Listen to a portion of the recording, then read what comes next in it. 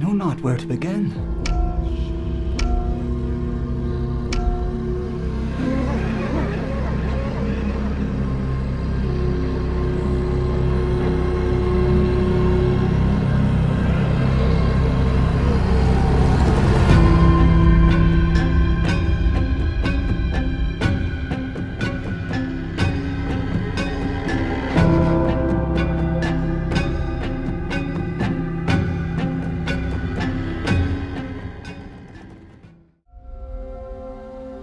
I've been a fan of atun-shei films for some time and have been anticipating the Sudbury Devil for a bit over a year now. You may be wondering, what is this movie? Simply put, it is an indie historical horror film about some New England witch-finders in the 16th century, just after King Philip's War, who follow a strange man into the woods of Sudbury town as he claims to have seen a spirit there. From there on, things get very weird very quickly. I don't want to go into too many details about the film, mostly because my mother watches this channel, and let's just say the movie is not shy on mature subject matter. That was probably the most surprising element of the film, if I'm being honest. I went in assuming that there would be blood and gore, but not that. Not to say that that was a bad element of the film necessarily, just unexpected. And it works for what the film was trying to do, which the film makes you uncomfortable on purpose. And while I go into some pretty big spoilers further in the video, I'll try to just give a brief and non-spoiler summary of my thoughts to start with. I thought the movie was good, but I'm not in any hurry to rewatch it. It shocks you. The historical elements were obviously painstakingly done, especially the language and dialogue. I think the attention to details was very impressive. The acting was good across the board, and I think everyone was well cast to play their roles. The cinematography was very cool, especially at the beginning with lots of still shots where the camera didn't move a lot. Reminiscent of Roger Ebert films such as The Witch and The Lighthouse, and in turn is reminiscent of early silent era films. However, as the film progressed, the scenes gained more movement as things spiraled more and more out of control. Some complaints I would be about the glowing rock, which my production team has so amazingly replicated here. I think that it looked a little too schlocky sci-fi and took away from the psychological horror aspect of the film. But that was just one very small detractor, and the rest of the film remained firmly in the stress-inducing blood and graphic horror kind of realm. One other thing I thought was a little bit off was that they would constantly cut to swirling orbs in the sky again and again, and I thought it didn't really add anything necessarily to the film, but then it did lead to one of my favorite bits in the movie when Andrew's character, after a very tense scene, looks up and nonchalantly says, "Strange weather we're having," and then it cuts back to the roiling orbs in the sky. Biggest laugh of the film for me.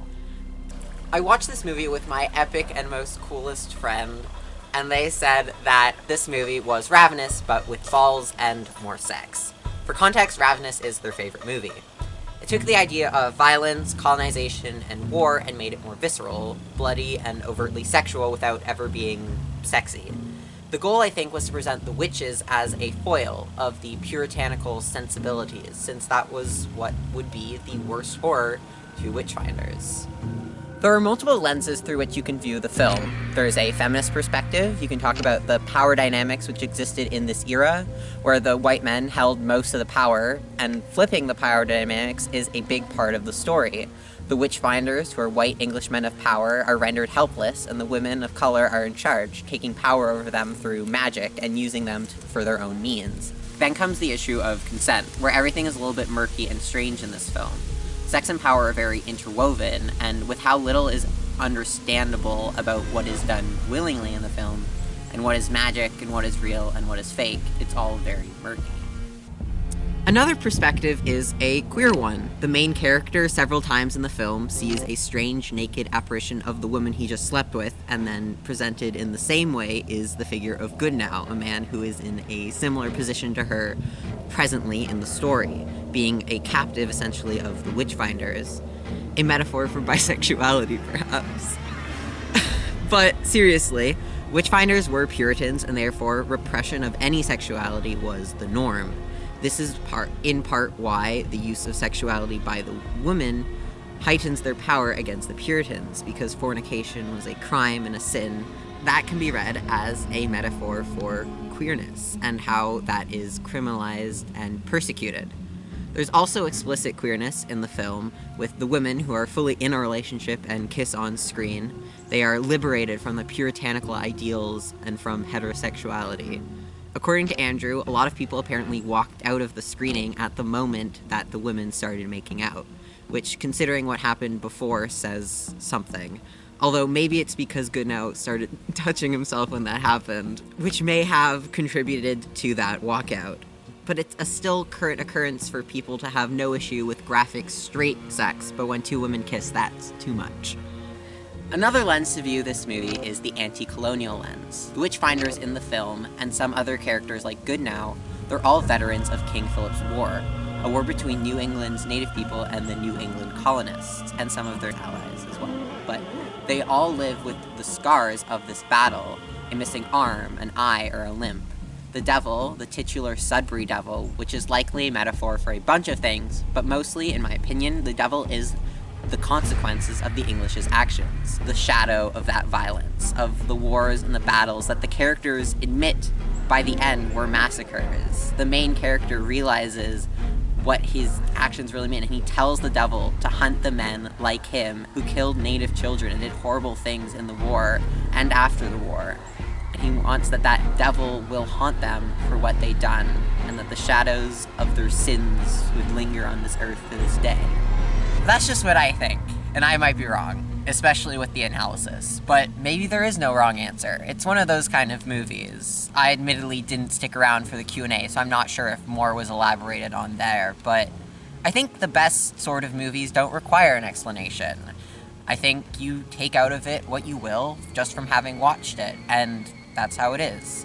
It was a gruesome, sometimes very funny, and historically pretty accurate, save for the magic and such, of course. I don't recommend watching this with your parents, but I do recommend watching it if this at all sounds like your kind of thing. If my video has made you decide never to seek out this film at all, more power to you. Thank you for watching. I'm going to go get out of this forest before the glowing orb gets me. Let's go, I'm so cold.